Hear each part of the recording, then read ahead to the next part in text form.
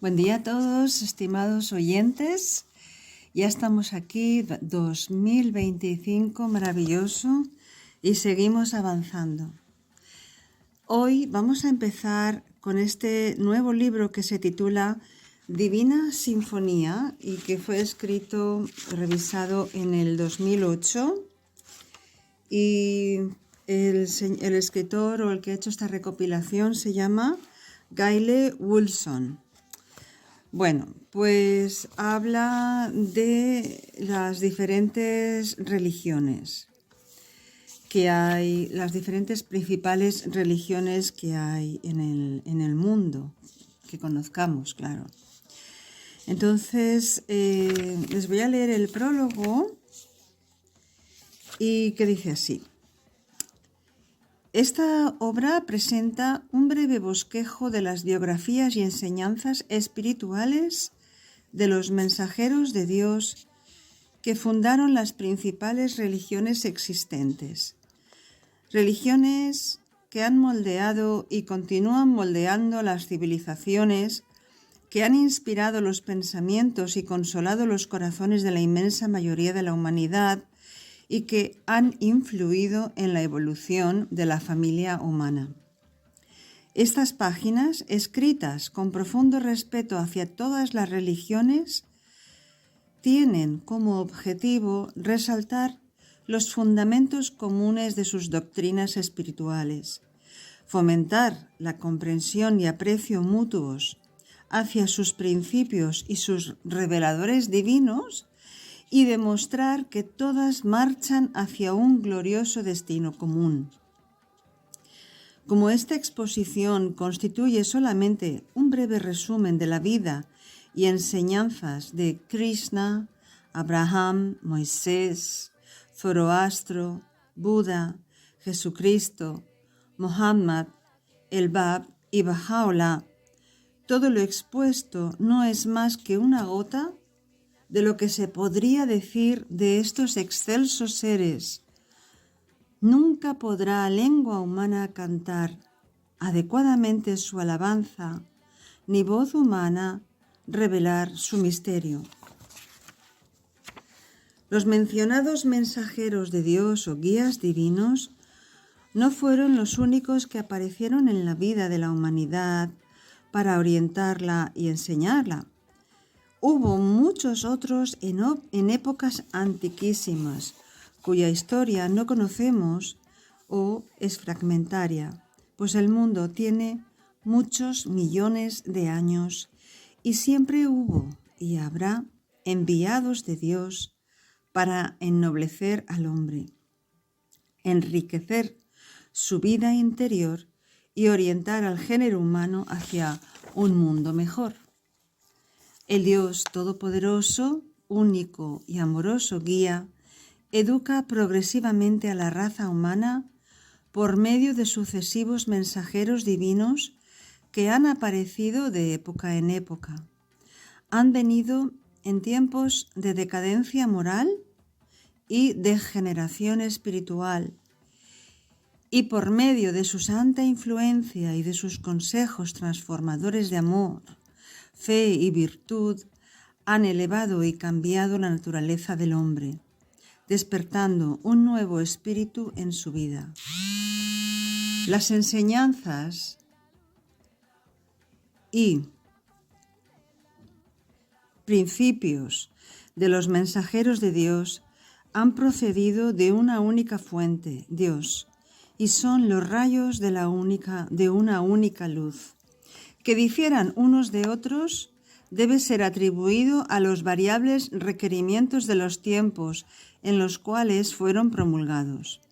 Este proceso, creado por Dios, se llama revelación progresiva, o sea, la evolución de la religión. Hay dos aspectos en cada religión.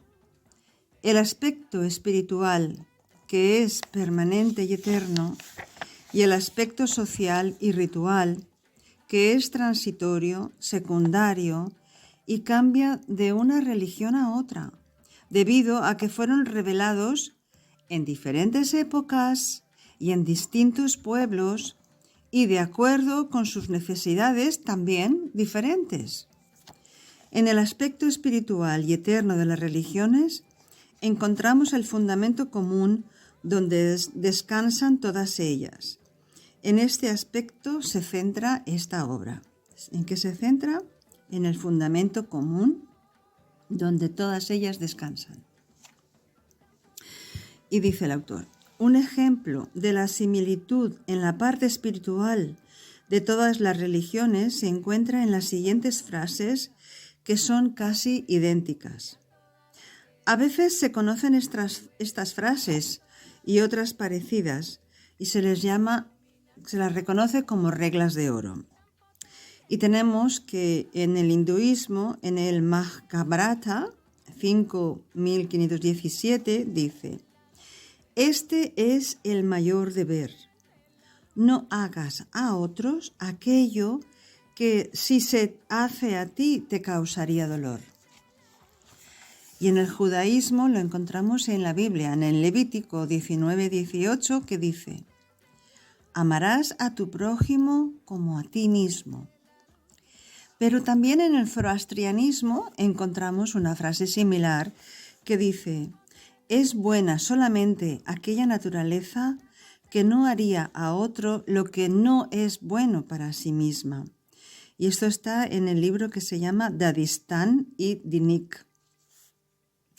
El budismo también dice que uno diga tales palabras que no causarían dolor a sí mismo ni herirían a otros. Tales palabras están en verdad bien dichas. Y está en el de Sutta Nipata, en los libros sagrados del Este, volumen 10. Y también, claro que sí, en el cristianismo, que dice: así que todas las cosas que queráis que los hombres hagan con vosotros, así también haced vosotros con ellos. Mateo 7:12. En el Islam, en el islamismo dice: verdaderamente Dios ordena la justicia y hacer el bien. Esto está en el Corán 16:92. La fe Bahá'í dice: el verdadero buscador no debiera desear a otros lo que no desea para sí mismo, ni prometer lo que no ha de cumplir. Esto está en el libro que se llama Kitab-i-Iqan, en la página 122. Bueno. Y entonces el autor sigue diciendo, después de estos extractos de estas frases, que todas tienen relación, dice, que se llaman reglas de oro, dice el autor: el conocimiento de las religiones de otros lugares del mundo es relativamente nuevo. Apenas unas décadas atrás no se disponía de material de estudio ni de traducciones de las escrituras sagradas. El mundo, además, estaba tan dividido geográficamente que no era fácil conocer las culturas de otros lugares del planeta. Hoy las cosas han cambiado. La ciencia ha transformado el mundo. Los medios de comunicación modernos han puesto en contacto directo a los pueblos de la tierra. Los mares se han convertido en meros canales y las montañas se han reducido a simples hormigueros. Han desaparecido las barreras geográficas que antes separaban a la humanidad. Deben desaparecer también las barreras espirituales y psicológicas. En esta época existe una gran necesidad de ampliar nuestra comprensión de la familia humana y de las religiones principales que profesan los pueblos, a fin de hallar el camino hacia una unidad apremiante. Durante siglos y milenios, la religión que debería unir ha sido fuente inagotable de divisiones, prejuicios y discordia. En todas partes del mundo, los pueblos han honrado a uno u otro de los portavoces de Dios y han adoptado sus enseñanzas. Así que pues, unos reverencian a Cristo, a Buda, a Zoroastro o a Krishna y a otros importantes profetas como sus más grandes guías, pero no los han contemplado como relacionados unos con otros. Piensan en ellos como rivales, compitiendo para lograr la reverencia del mundo. Se imaginan que al aceptar la revelación de uno, deben rechazar la revelación de los demás. Los mensajeros de Dios nunca hablaron mal unos de otros. El antagonismo provino de sus seguidores. Ellos enseñaron las mismas verdades esenciales, recorrieron un sendero común y dieron luz al mundo, la luz de una fuente común que es Dios. La luz es buena en cualquier lámpara en la que esté brillando. Una rosa es atractiva en cualquier jardín en el que florezca. Y una estrella tiene el mismo esplendor, ya sea que brille desde oriente o desde occidente. Libraos del prejuicio. La revelación progresiva implica que las revelaciones divinas dadas por los mensajeros, manifestaciones de Dios, se complementan como los capítulos de un libro, como los grados en una escuela o los eslabones de una cadena. La religión de Dios es una sola y todas las manifestaciones la han enseñado progresivamente en diferentes etapas. Todos ellos eran portavoces de auténticos mensajes de Dios y cada uno dio las más elevadas enseñanzas que la gente de su época podía comprender. El mundo es como una escuela. Las manifestaciones divinas que aparecen periódicamente son los maestros de la palabra de Dios. Este proceso de revelación puede ser comparado con el sol. Sabe con certeza que en cada dispensación la luz de la divina revelación ha sido otorgada a los hombres en proporción directa a su capacidad espiritual. Considera el sol. Cuán débiles son sus rayos en el momento en que aparece sobre el horizonte y cómo, gradualmente, su calor y potencia aumentan a medida que se aproxima a su cenit, permitiendo, mientras tanto, a todas las cosas creadas adaptarse a la intensidad creciente de su luz. Desde el principio que no tuvo principio, los profetas del único Dios e incognoscible fueron todos comisionados como canales de la gracia de Dios, exponentes de su unidad, espejos de su luz y reveladores de su designio, para revelar a la humanidad una medida cada vez mayor de su verdad, de su voluntad inescrutable y de su divina guía, y que han de continuar dispensando todavía hasta el fin que no tiene fin. Mayores y más potentes cada vez revelaciones de su gloria y de su poder sin límites. Estas grandes almas son hombres, pero más que hombres, son las figuras claves de la historia. Ellas son quienes inspiraron hacia adelante la marcha de la humanidad y determinaron las múltiples fases del progreso y la cultura humana. Cada uno de estos mensajeros confiere vida al mundo de la humanidad, modifica el aspecto del globo terrestre, hace que la inteligencia progrese, vivifica las almas, echa las bases de una nueva vida, establece nuevos fundamentos, organiza el mundo, libera al hombre del mundo de las imperfecciones y vicios y lo inspira con el deseo y la necesidad de las perfecciones naturales y adquiridas. Ciertamente, nada que no sea un poder divino podría realizar obra tan grande. La esencia de todas las religiones se encuentra expresadas en un corazón tranquilo. Artículo escrito por Abdul Baha, hijo y sucesor de Baha'u'lláh, fundador de la fe Bahá'í. Y dice: la dádiva más grande en el mundo de la existencia es un corazón tranquilo. Es imposible que el hombre obtenga un corazón tranquilo si no es agradando al Señor.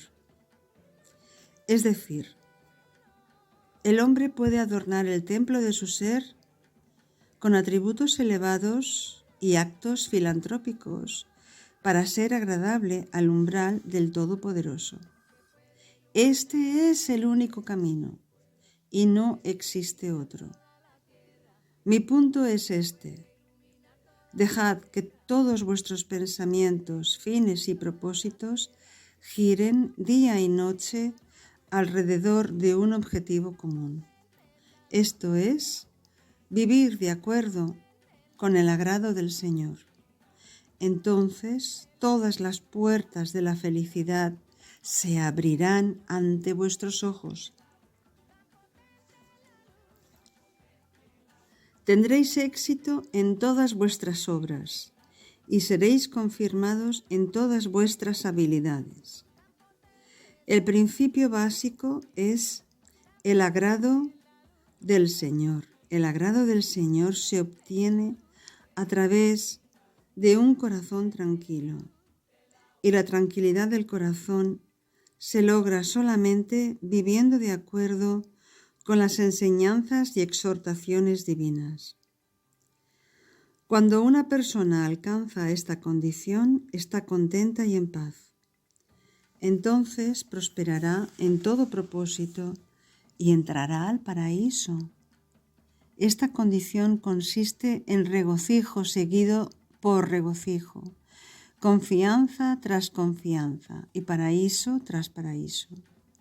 Habiendo alcanzado esta condición tan exaltada, el hombre vive en el paraíso mientras está en la tierra y está en el paraíso cuando sale de este mundo. Su corazón está en el paraíso, su espíritu está en el paraíso y él está rodeado por el paraíso. Esta obra destaca el concepto de la revelación progresiva, la clave para crear aprecio sincero y reconciliación mutua entre las religiones del mundo. Tareas tan necesarias en esta nueva era para fomentar el acercamiento y la solidaridad de nuestra familia humana, que es una sola. Este concepto demuestra que las grandes religiones no son rivales, sino que se complementan como las notas de una divina sinfonía, cada una representando un papel importante en el gran drama de la evolución humana y en su marcha hacia un destino común, la unidad mundial, la armonía, la paz universal y el desarrollo espiritual. El don de Dios para esta época adelantada es el reconocimiento de la unidad del género humano y la unidad fundamental de la religión. Cesará la guerra entre las naciones y, por la voluntad de Dios, vendrá la paz mayor. El mundo parecerá un nuevo mundo y todos los hombres vivirán como hermanos. Pues, estimados oyentes, aquí se termina el prólogo. Y aquí nos dice cómo las religiones, pues desgraciadamente, siguiendo quizá las pautas de los momentos a través de la historia de la humanidad, pues han sentido o han decidido que debían ser enemigas, porque quizá pues por tener una nueva manifestación, un nuevo profeta. A los seguidores o algunos dirigentes, o no sé exactamente, han considerado que iban a ser enemigas, pero en realidad nunca se habló, ningún profeta habló mal de las religiones anteriores, ni más bien al revés. Los han reconocido. Entonces esto es, pues bueno, cosas de nosotros, de los seres humanos, que tenemos una visión corta, una visión muy deteriorada o muy distorsionada de cuál es el propósito de Dios para la humanidad. Y como todo lo vemos en sectores y en divisiones, pues también hemos dividido las religiones. El mundo ha sido dividido en reinos o en países o que si partidos políticos o cualquier otro tipo de división. Y cuando hay estas divisiones, pues los otros, que no son nosotros, los vemos como algo que molesta o como enemigos, ¿no? Así que, pero esto no es el plan de Dios. El plan de Dios habla de la unidad y habla del progreso de la humanidad para que tengamos esa forma de convivencia armoniosa, ¿no? Y bueno, pues vamos a seguir leyendo, porque aún tenemos tiempo. Y vamos a leer ahora el capítulo 1 que habla de Krishna. Vamos a ver quién fue Krishna y qué es lo que dijo y en qué consiste, ¿no? Así que Krishna vivió como unos 3.000 años antes de Cristo.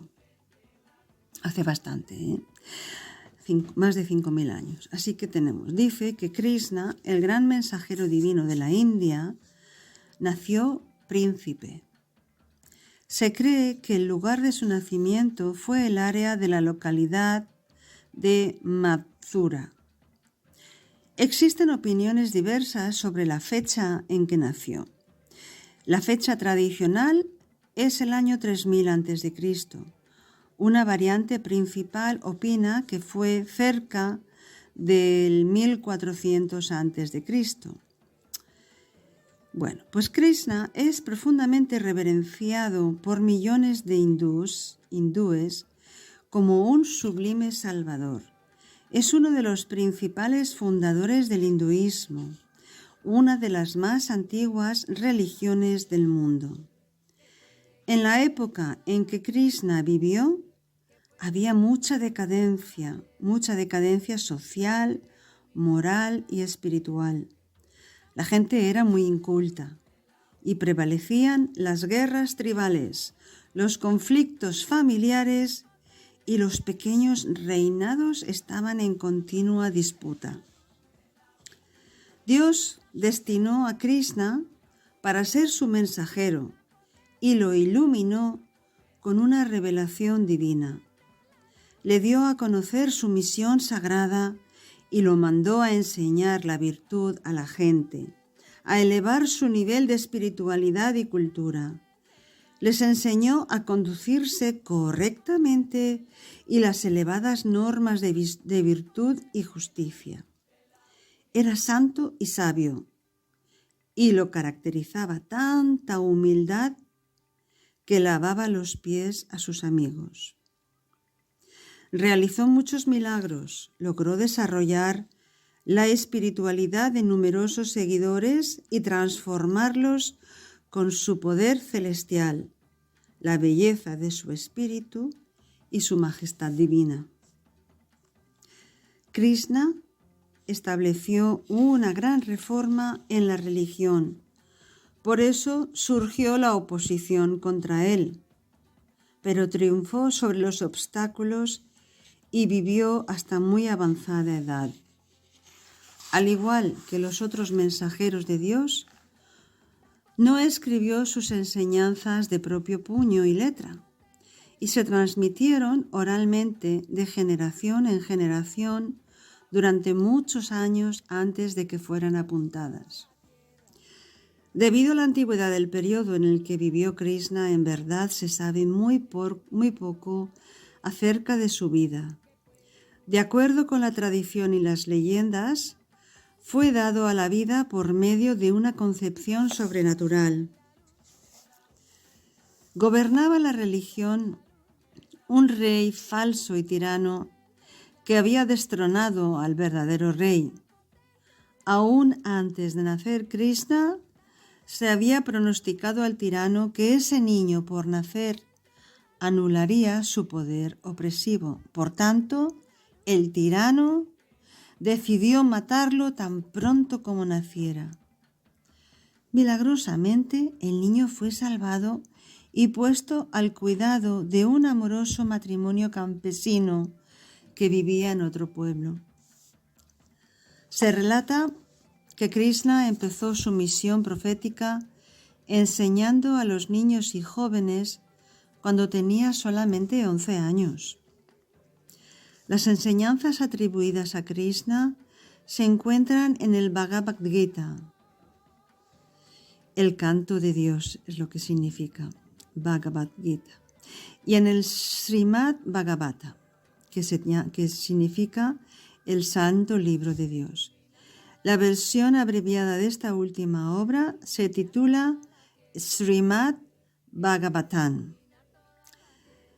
La sabiduría de Dios, traduce. Y en ello se citan, y ahora vamos a citar a continuación, unos pocos versículos del Srimad Bhagavatam y del Bhagavad Gita, tomados de las traducciones al inglés. Y en el Bhagavad Gita encontramos la estabilidad del carácter. Aquel cuya paz no está sacudida por otros y ante quienes otras personas encuentran paz más allá de la excitación, la cólera y el miedo, él es atesorado por mí. 12:15. Otro que habla sobre el trabajo egoísta y el trabajo libre de egoísmo y dice: así como los imprudentes trabajan con desprendimiento dentro del encadenamiento del trabajo egoísta, que los hombres sabios trabajen con desprendimiento para el bien del mundo. Esto está en el 3:25. También habla de la armonía y la paz diciendo: no hay sabiduría para el hombre sin armonía, y sin armonía no hay contemplación. No puede haber paz y sin paz puede haber regocijo. 2:66. La pasión como causa de confusión. Esto sería otro tema que él también trata, Krishna. Y dice: de la pasión viene la confusión de la mente, luego la pérdida de la memoria, el olvido del deber.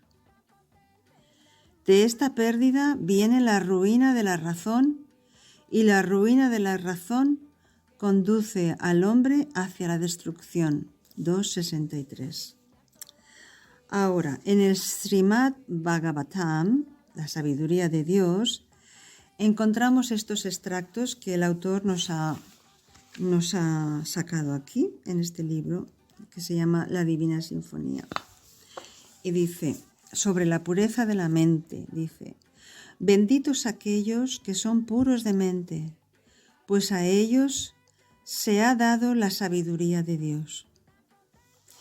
Y sobre el bien en todas las religiones también nos dice: así como la abeja recoge miel de diferentes flores, el hombre sabio acepta la esencia de diferentes escrituras y ve solo el bien en todas las religiones. Esto está en la página 216 del Srimad Bhagavatam. Y también en este mismo libro está la trampa de la lujuria y la promiscuidad. Y dice así: no mires a nadie con ojos lujuriosos. Quien es lujurioso está atrapado en una trampa. Evita como al veneno entonces toda promiscuidad. En la página 215. Y también trata Krishna el tema de la unión con Dios diciendo: la unión con Dios, el alma de todas las almas, es el fin que se debe buscar. en la página 267. Krishna enseñó que la verdadera religión es una sinfonía espiritual cuya nota principal es el amor a Dios. Las otras notas son el perdón, la paciencia, la veracidad, la meditación, la justicia, la misericordia. Pero siempre recalcó que el gran motivo primordial y espiritual de la Divina Sinfonía es el amor de Dios, el poder motriz que controla todo el universo y constituye la ley de atracción que da vida al mundo material. Ese mismo amor divino es la ley fundamental de todas las religiones, da vida eterna a las almas y moldea en una sola unidad los corazones y mentes de los seres humanos. Una regla de oro de la religión hindú es: este es el mayor deber, no hagas a otros aquello que si se hace a ti te causaría dolor. Mahabharata 5.1517. El fin que buscan los que profesan la religión hindú es la unión con el Espíritu Eterno, designado con el nombre de Brahman, y descrito como una fuerza tan misteriosa, inefable e infinita que no es posible exponerla en toda su extensión. Confían en llegar a su meta no solamente por medio de sus ritos, sino también por la ética hindú: pureza, serenidad, desprendimiento, veracidad, pasividad, caridad y compasión hacia todo ser viviente. La actividad religiosa del hindú se muestra principalmente en el hogar. Cada comida, por ejemplo, es como un rito religioso. Además, se ocupa mucho tiempo en escuchar literatura religiosa leída en voz alta o recitada. En el hinduismo hay un ideal muy elevado de la vida matrimonial. Los cónyuges quedan unidos en el indisoluble lazo del matrimonio por la afinidad espiritual más que por la inclinación carnal, y aspiran al mutuo desenvolvimiento espiritual. En la vida de familia existen hermosas relaciones de hijos con sus padres, de hermanos con hermanos, todo ello determinado con esmero y sabiduría, con la vista siempre fija en el único objetivo de estimular la vivificante cualidad del amor espiritual.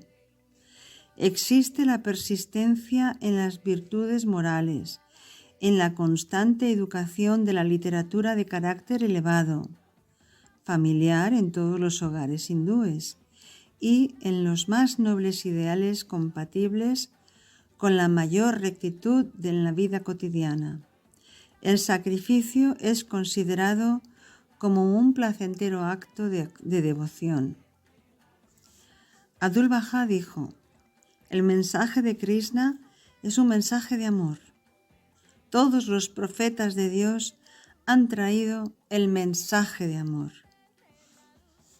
Krishna profetizó que el Espíritu de Dios que se manifestó en él, habría de manifestarse de época en época, a través de la historia, en otros mensajeros divinos o manifestaciones de Dios que el Creador enviaría para guiar e iluminar a los seres humanos.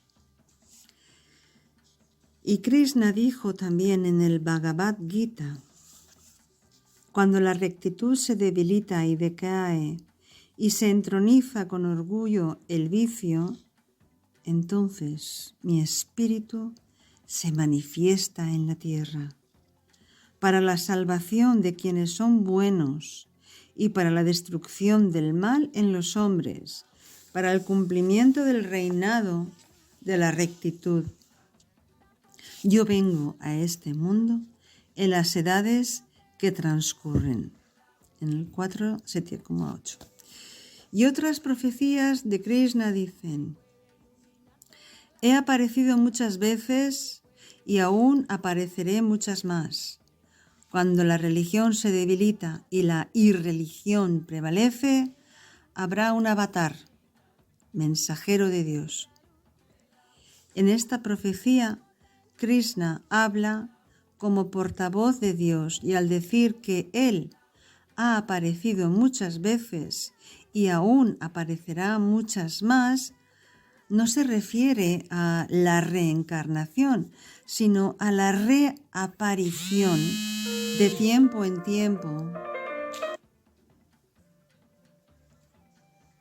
de esos seres sublimes elegidos por Él, dotados de una doble naturaleza humana y divina, para servir de canales puros del Espíritu Santo y de portavoces de la divinidad.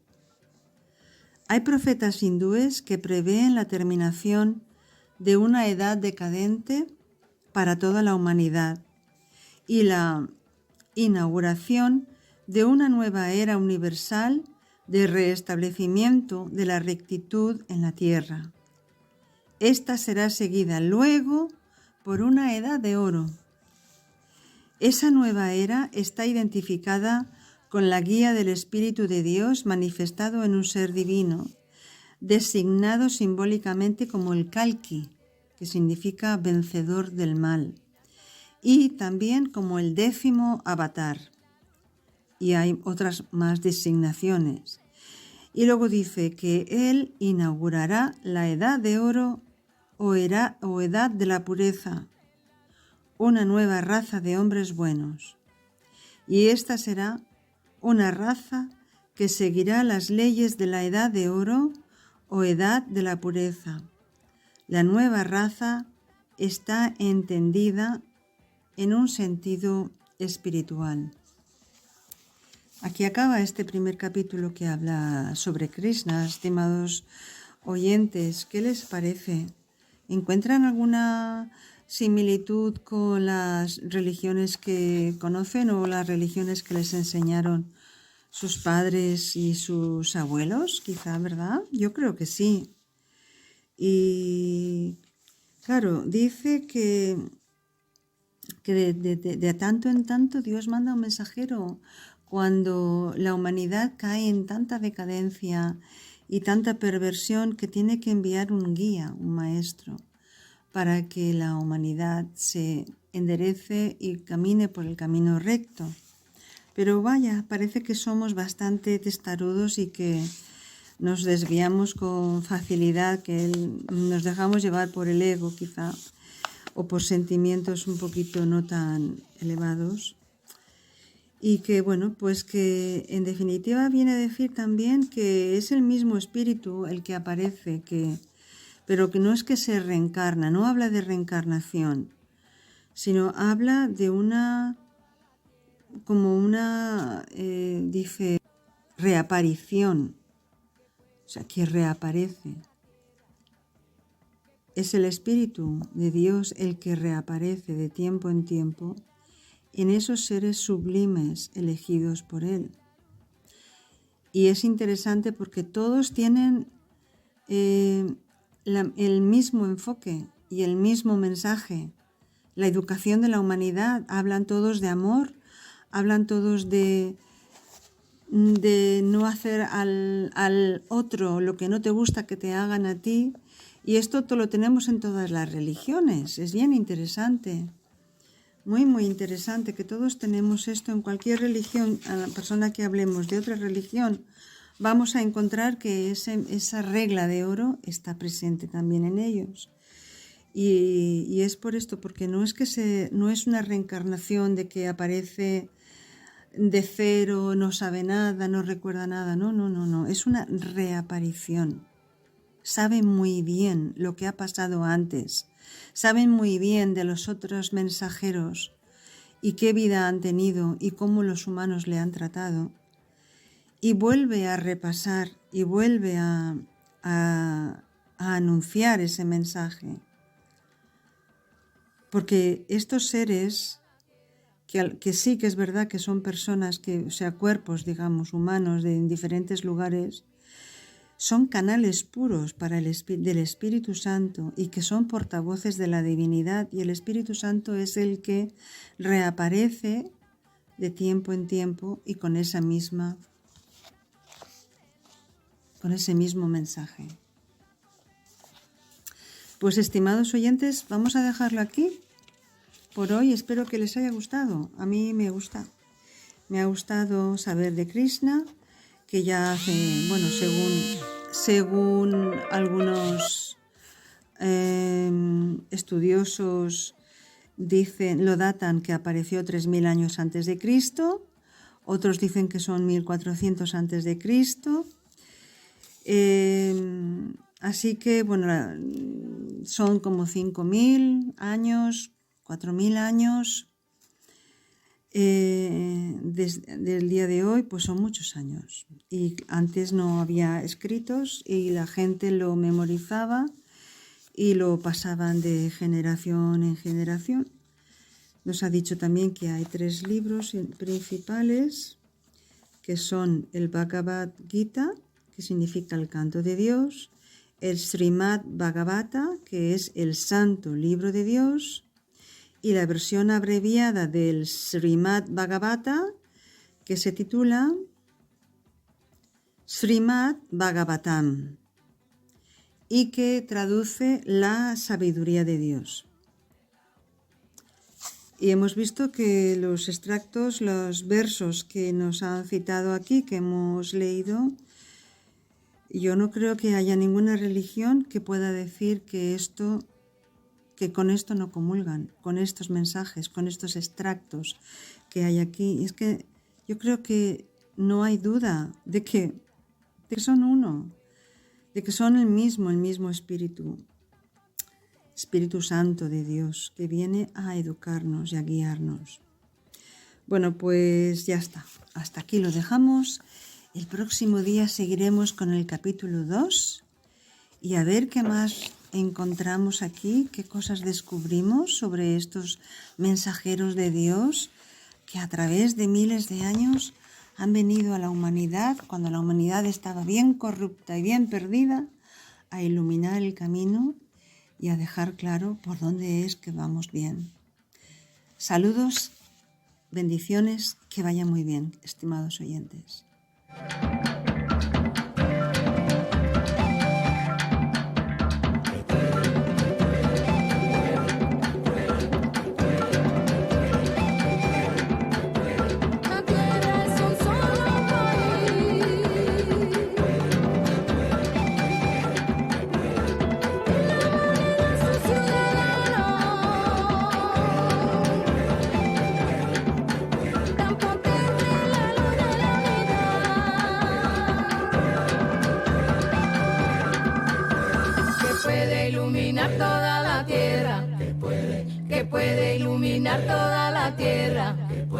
Que puede iluminar toda la tierra, que puede iluminar toda la tierra, tan potente es la luz de la unidad, tan potente es la luz de la unidad, tan potente es la luz de la unidad, tan potente es la luz de la unidad, tan potente es la luz, tan potente es la luz, tan potente es la luz, tan potente es la luz, tan potente es la